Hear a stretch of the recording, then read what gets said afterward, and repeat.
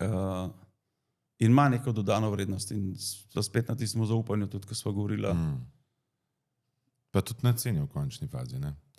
Na ceni po eni strani je lahko potem kakšna stvar morda v štartu spet sliša dražja, ampak boš pa po drugi strani i kar nekaj prišparil, oziroma kar nekaj, sam investitor bo kar nekaj prehranil potem skozi gradno.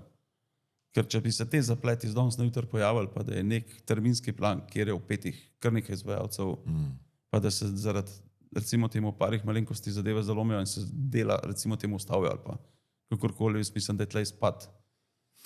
In sam strošek bistveno večji, kot pa če se zadeve rešujejo že v štartu, preden v bistvu problem sam nastane. No. Ja, pa da ne govoriva o temu nemiru, ki ga ima investitor, ko pride do take situacije. Ne? Ja, kaj enkrat pride do tega, jaz mislim, da je ta napetost res pa tako. Ja, je vojno stanje lahko včasih, a ne?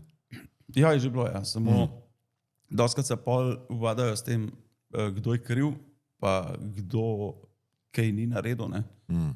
Namesto da bi se v štartu tisto sekundo v bistvu ustavili, pa najprej šli reševati neki izziv, pa ne bo to na naši strani ali pa ne na naši strani inštalacije, ampak enostavno, da se najprej to odpravi, se pravi, da zadeva lahko teče nemotorno naprej in se bomo potem pogovarjali, kje je morda mogoče nekdo falil, lahko že projektant v začetku ali pa arhitekt, ki je prevzel potem določene segmente.